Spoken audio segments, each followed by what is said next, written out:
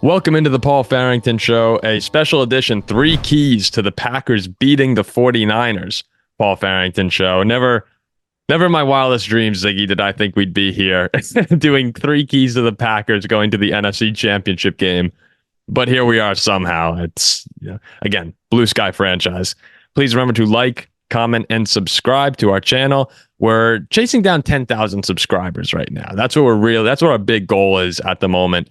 And we're about 3,200 away as of the recording of this video. So every subscriber helps. We really appreciate everyone who's been watching the videos, commenting. It means a whole lot to us. A couple shout outs before we start. We'll be going live Saturday at 1 o'clock before the game, the Packer game. We'll probably talk a little Texans too. Hop in the chat, ask us some questions, leave comments. We're excited to hang out with everybody. Check out our Jordan Love shirt, which has actually been selling really well, Ziggy, on the paulfarringtonshow.com. We'll have a quick link for it right here. You can see what the shirt looks like, and there are other shirts. Yeah, unfortunately, a U.S. shipping only. We're working on options for international fans, but U.S. only. Yeah, we're not exactly international as of right now, but we're trying to get. But we do see you, international fans, and we appreciate every one of you. Oh, it's great. We've seen Austria, we've seen Germany, I think, and then if you haven't followed it yet, check out our Instagram, our Twitter, our TikTok. We're trying to build those platforms as well. We put content out there. We send reminders. And last but not least, we have other divisional previews out. I know that most people are going to be watching for Packer content here, but if you're interested, check out what we had to say about the Lions game, Chiefs, Bills. We also have what's the other one I'm forgetting here, Ziggy? Texans, Ravens. Yeah. Go check those out. Those are also on the channel.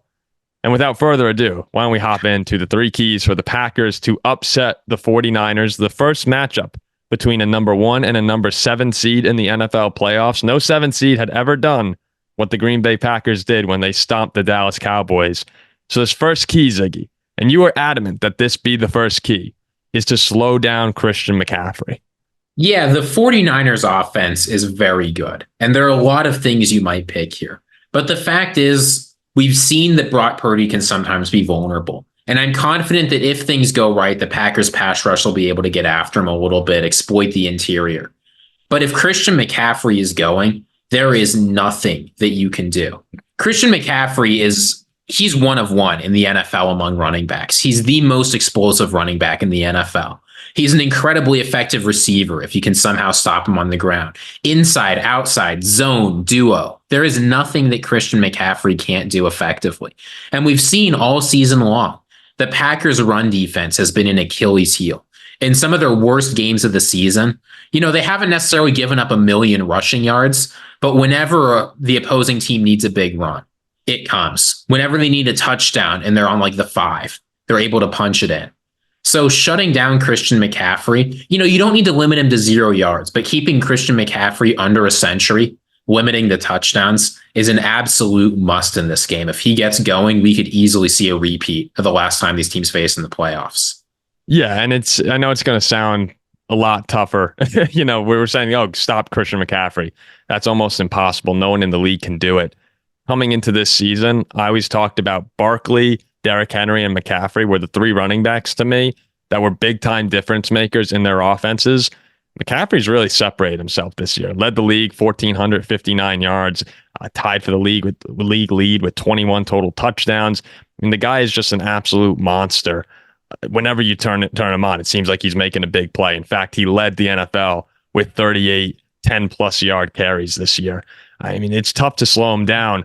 But if the Packers are able to do that, the important thing there is if you can slow him down, especially if you can generate it from your front 4. If they can win their matchups, then you can limit some of the one-on-one matchups you might get on the outside for those super dangerous 49ers weapons as well. Just to give you an idea of how stark the numbers are, when Christian McCaffrey is 60 or more rushing yards, the 49ers are 11-1.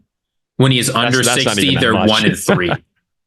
Under 60, 1-3 this year? Yeah, Cincinnati, Minnesota, Cleveland, and that Dallas blowout. So the Dallas blowout, the reason he wasn't running was because he only got 12 touches. But in the other games where he's gotten touches and hasn't been able to move, more than 12 touches, under 60 yards, 0-3. It's asking a lot of a Joe Barry defense that has struggled at times this year, but they're coming on right now. We've talked about a lot about how, especially that front four is generating more pressure. They've started to finally get some more sacks. The defense as a whole has looked completely different than it did just 2 or 3 weeks ago. We're seeing a kind of a surge from this Packers defense. They're just going to have to continue that. I know a lot of Packers fans who have been complaining about the run defense, not just this year, but for years now. And it's going to be tough. This is one of the best running offenses and rushing offenses in all of football.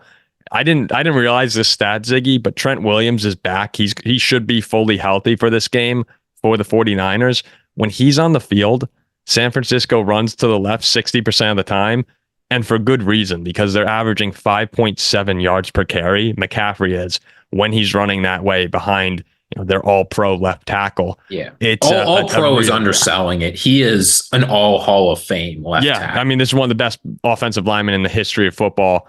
He's, an older player now who is still dominant. It's a tall order, but that's the number one thing that Green Bay is going to have to do is find a way to slow him down, because otherwise that opens up everything for the other dangerous playmakers. But we'll start there with slowing down Christian McCaffrey. Key number 2 we have here is Jordan Love. And this is one that I was a little more adamant about when we were talking pre-show. Jordan Love versus the 49ers defense on 3rd and 4th downs. There were some fun stats that I saw in an article where Jordan Love led the NFL with 19 total touchdowns on 3rd and 4th downs this season, including the playoffs. On the other side of things, the 49ers defense tied for first in the NFL with 22 interceptions on the season. They were tied with 9 interceptions on 3rd and 4th down this year, 25 sacks on 3rd and 4th down this year. That is also tied for the league lead. So we see in a game like this for the Packers to upset San Francisco. And I know a lot of Packers fans in the comments have been saying that they believe in this team, that this team has no pressure. They're going to be able to go in there and play competitive football. That might be true, but they're a 9.5-point underdog for a reason. San Francisco is really, really good. And when big underdogs find ways to upset the favorites, it's usually because they make critical plays when they have to. So I'm looking for Jordan Love in these critical moments to be able to step up, avoid the sack, something he's been really good at since week 11. He's only taken 11 sacks. I believe he had 18 through his first 9 games. So we've seen him mature in so many ways this year. Accuracy, avoiding sacks, whatever it may be. On 3rd and 4th down, when it matters, he's going to need to step up. I like that you talk about Jordan Love under pressure, because that's going to be the big thing on 3rd and 4th down. This 49ers pass rush is monstrous, right? Yeah. Their weakest player is Eric Armstead. And he's very, very good, right? Javon Hargrave, Chase Young has come alive with this team. Nick Bosa. I mean, that's a collection of some of the best defensive ends. I mean, Ziggy, even before you get to Nick Bosa, who might be the best defensive player in all of football or top 5, like that's already a loaded defensive line. So it's nuts. Yeah, and they're going to be pinning their ears back. And the 49ers pass rush is good. I don't care how good your offensive line is. The Packers offensive line, very good. They've played much better than anyone expected, well above average. Jordan Love will get pressured. There is no offensive line in the world that could stand up to this every play. So Jordan Love's ability to navigate the pocket, to read coverages. The 49ers have some coverages they've been very vulnerable in all season, particularly cover 3. Getting enough time he can deliver the deep passes down the middle that are so good against quarters, the coverage the 49ers run more than anyone else in the league. That's going to be what's critical. Now, the good news for the Packers, and you've seen this, and we mentioned it, you can go back and look at our video of Jordan Love improving throughout the season. Both him and the receivers are on a completely different page, right? During the bye week, Jordan Love met with his receivers and said, look, guys, what we're doing isn't working. I need us to get together, play like a team, and just be more coordinated on the field. And you can see how the chemistry has grown ever since then. Immensely. Yeah. So the ability of Jordan Love to diagnose what the 49ers are doing, by just enough time to deliver the deep bomb and play well under pressure, as he has the second half of the season, an absolute must. Yeah. So Jordan Love, 3rd and 4th downs, performing under pressure, something he has been doing lately that needs to carry over. It's again, every single one of these keys is going to be difficult to do against a good team. But this 49ers team, I feel like a lot of people are making them out to be this unstoppable force. They've had duds this year. It felt like through the first 6 or 7 weeks that they might just be invincible. But now, like, we've seen games where they get rattled, they get flustered, they got blown out at home against the Ravens on Christmas Day. It is possible to get under their skin. It's just hard to do so because the 49ers have some bad memories finishing with the number one offense, number one defense, hosting the Green Bay Packers in the divisional round. Longtime Packers fans will remember the 1995 season when Brett Favre went in. He didn't have a great game, but he and the Packers stunned the 49ers at home, ruining Jerry Rice's Super Bowl repeat hopes. It Vikings can be legend done. Brett Favre. Vikings legend Brett Favre. Yeah, I heard he played for the Packers for a couple years. But he had his best season with the Vikings. Of course. And that's what we all remember, except I can't remember the end to that season, though. It was it didn't involve Dan Campbell and the Saints. Yeah, no, I just remember Brett Favre having a great year with the Vikings, but then it just ended. And yeah, I don't know. I don't know what happened, but memories jogged there. The third key, God, that game haunts me. Third key to the Packers, and I go from the Favre interception against the Saints into the third key for the Packers to go to the championship game. Just a horrible minute right there for the Paul Farrington show. The third key, though, for Green Bay to pull off this upset, and we've really been hammering home this player for multiple episodes now, and it's someone that we really like on the show, is Aaron Jones. Establish Aaron Jones early and often. If there's one soft spot on this 49ers team, really, you can look to the run defense. And these are just a couple fun statistics that I read before we started recording. In San Francisco, they have a light box, so 6 men or fewer in the box on 69.6% of plays. That leads, or that's 7th most in the NFL this year. Aaron Jones, since week 15, against a light box, against 6 or fewer defenders in the box, 31 carries for 228 yards. The dude has been an absolute monster. And if you're able to establish him early, get a couple extra 49ers to come down, that's when Jordan Love, who's even hotter than Aaron Jones, who is red hot, is going to be able to pick apart the defense with all those weapons on the outside. We talk about Wicks and Watson and Dobbs and Reed. I mean, all of them phenomenal players. When those guys have isolated matchups because of Aaron Jones running hard early, that's when you can start to see the passing game develop. And now we're talking about a Green Bay offense, which is nearly impossible to stop at times. And I think the Packers will take those matchups any day of the week. Yeah, now I know what folks are going to be thinking. They're going to say, hold on, you just said the 49ers run defense is weak. They're third in the NFL in opposing rushing yards per game. What do you mean weak? Well, the reason for this is because when you look at their per play efficiency, it gets much worse. Teams have to pass against the 49ers a lot because the 49ers offense is so good. But while they're third in opponent rushing yards per game, they're only 14th in opponent rushing yards per carry. And they're 25th in EPA per play allowed on rushing plays. Teams pass against the 49ers more than any other team in the NFL because they often get these huge deficits. And if you're down 20 points in the second quarter, you have to start throwing the ball. If the Packers can just keep things under control, let Aaron Jones do his thing. When we talk about vulnerable here, we're talking about average. It's not like the 49ers have an awful run defense. But when you're talking, we talked about their pass rushers. When you're talking about the best pass defense, arguably in the entire NFL, certainly one of the top 3 or 4, you'll take league average every single time. Mm-hmm. Yep. And another thing that you said there, by running the ball, you're keeping that lethal 49ers offense off the field. And that goes a long way in terms of limiting their explosion. I mean, anyone who's watched San Francisco this year knows that when they get rolling offensively, it's impossible to stop them. The collection of talent they have on that offense is just absurd. It's funny, though. Green Bay, not surprising to Packers fans, but I think that the general public watching this game, as it's, one of the few nationwide times we've seen the Packers this year and people are really paying attention, their offense is one of the closer ones that can go up against San Francisco here, especially the way they've looked over the past, 7, 8, 9 weeks. If you look at the advanced statistics since week 13, the Packers have the second most efficient offense in the entire NFL. They're the only team in the same stratosphere as the 49ers. Yeah, and I don't think a lot of people know that because you don't have a real superstar on that offense. And when I say superstar, I don't want everyone going into the comments. I mean a superstar that everyone's talking about.